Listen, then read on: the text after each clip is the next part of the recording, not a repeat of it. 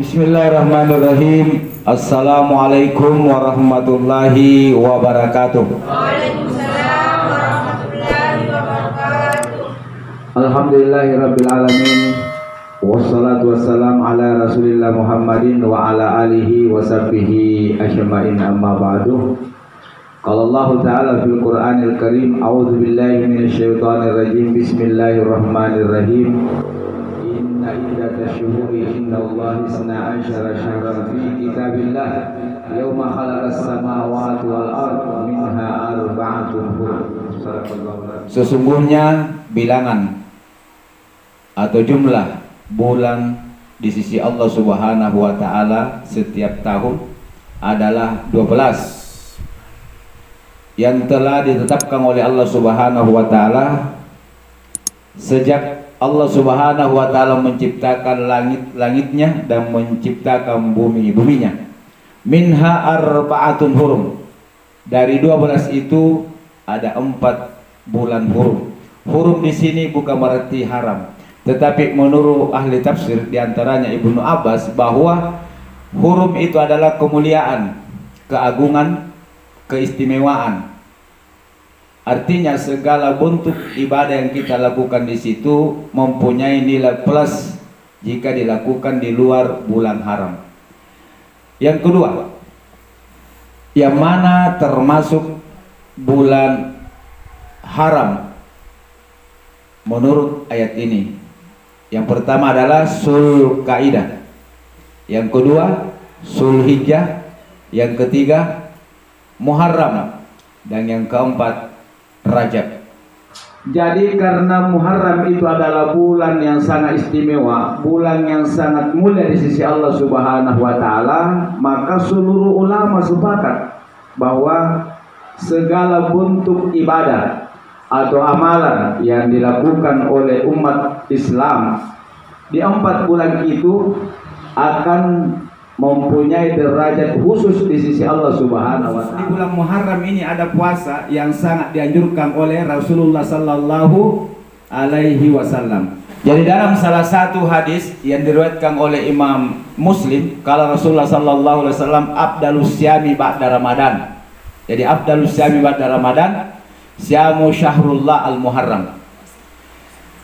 Puasa yang terabdal setelah puasa Ramadan adalah puasa di bulan Allah. Jadi syahrullah al-Muharram. Jadi bulan Muharram ini bulan Allah Subhanahu wa taala, dan termasuk ibadah yang sangat ditekankan untuk kita lakukan di bulan Muharram ini adalah puasa. Utamanya 10 Muharram, karena bulan ini satu bulan Allah Subhanahu wa taala, yang kedua memang ada dasarnya. Hadis diriwayatkan oleh Imam Muslim bahwa seabdal-abdal puasa setelah Ramadan adalah berpuasa di bulan Allah, yaitu bulan Muharram. Apa keutamanya? Akan diampuni dosanya 1 tahun yang lalu. Akan diampuni dosanya 1 tahun yang lalu. Itu bedanya kalau puasa Arafah. Kalau puasa Arafah diampuni yang lalu, diampuni yang akan datang. Kemudian ada lagi satu hadis, disunatkan juga kita berpuasa pada tanggal 9 Muharram, namanya puasa Tasu'a. Kalau tadi itu puasa Asyura, Asyura Asyara 10, Tasu'a 9. Jadi puasa Tasu'a ini untuk membedakan kebiasaan orang-orang Yahudi sebelum Rasulullah sallallahu alaihi wasallam datang. Jadi orang-orang Yahudi sebelum Nabi datang itu kebiasaan mereka berpuasa pada tanggal 10 Muharram. Ditanyalah mereka yang berpuasa hari itu di kota Madinah, apa yang kalian lakukan hari ini? Saya sedang berpuasa. Kenapa kau berpuasa? Karena Nabi Musa alaihissalatu wassalam itu selamat dari pembunuhan Fir'aun. Hari itu Allah selamatkan Nabi Musa di laut dari kejaran Fir'aun. Maka dia merayakan, jadi dia ungkap rasa syukurnya itu, terima kasihnya dengan berpuasa. Maka Nabi mengatakan, kalau saya masih hidup tahun yang akan datang, maka saya akan berpuasa pada tanggal 9. Tapi Nabi akan meninggal tahun itu. Ini dasar bahwa kita disunatkan juga berpuasa pada tanggal 9 agar supaya kebiasaan agama lain itu berbeda dengan kita. Nah, sehingga ada juga yang mengatakan kalau tidak sempat puasa tanggal 9, maka di tanggal 10 dengan 11. 9, 10. Tidak sanggup 9, 10, 10, 11. Tidak sanggup, cukup 10, tanggal 10. Kalaupun tidak sanggup, berita apa lagi ditunggu? Supaya termotivasi ki. Inai kita aja malaikat maut. Ya, pasti kalau sudah malaikat maut datang baru sadar. Kapan? Setelah kita di alam kubur. Maka semoga kita dikasih sehat. Kalau kata sehat dilapangkan oleh Allah pada hari itu untuk kita hidupkan berpuasa. Itu amalan yang dianjurkan. Tapi sementara di Indonesia, ini bukan di seluruh dunia, tradisi kita di Indonesia, itu pun tidak semua di Indonesia. Barangkali cuma di daerah kita ini banyak dan sekitarnya. Itu tanggal 10 mereka berlomba-lomba membeli sesuatu.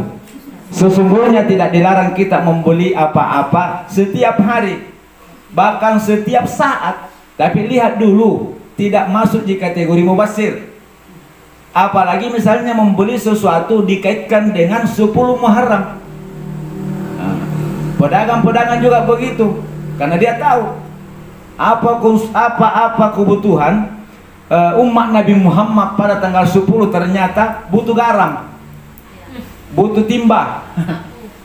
Kalau di gua pading 4 tapi punya bulukumba. Apa bahasa Arabnya? Ini saya tidak tahu karena tidak pernah terjadi di negara Arab.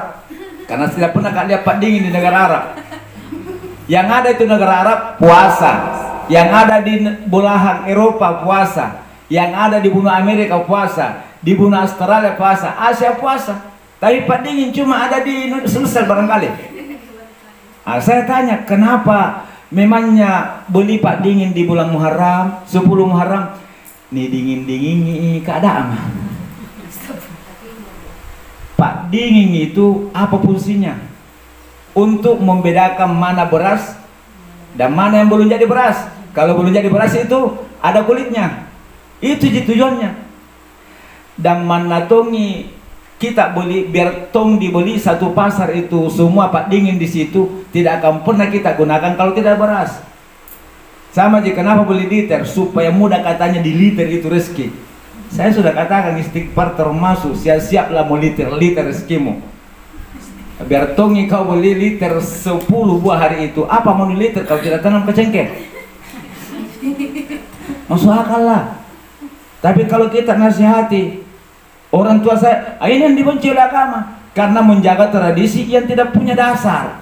Tidak boleh kita bertradisi yang boleh jadi bertentangan dengan syariat agama kita. Yang Allah anjurkan berpuasa.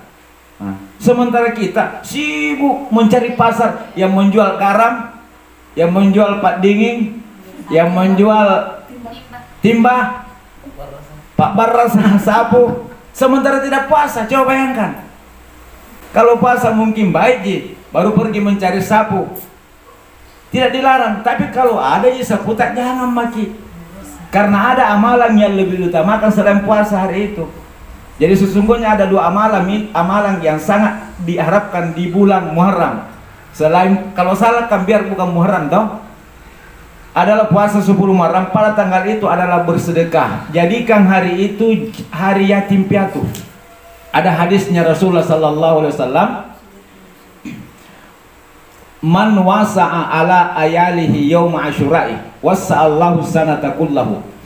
Siapa yang melapang-lapangkan saudaranya, keluarganya pada hari itu dengan bantuannya, dengan pertolongannya, dengan sedekahnya, maka Allah Subhanahu wa taala akan lapangkan hidupnya 1 tahun yang akan datang. Jadi puasa menghapus dosa yang lalu, sedekah akan melapangkan kehidupan 1 tahun yang akan datang. Ini yang diharapkan. Silakan beli sapu. Kalau perlu 1 pasar, baru mulai dari pasar, sedekahkan sampai di rumah, habis. Itu yang bagus, bro. Dan jangan sekali-sekali ketika Anda membeli hari itu, bahwa apa yang Anda beli akan memperbaiki kehidupanmu, akan mendatangkan manfaat, akan mendatangkan mudarat. Itu bertentangan syariat. Silahkan. Ya kalau memang beli kiliter karena ada mau liter habis panen. Tapi kalau tidak jangan nih. Kedua jangan maki juga beli sapu kalau belum ada rumah tah.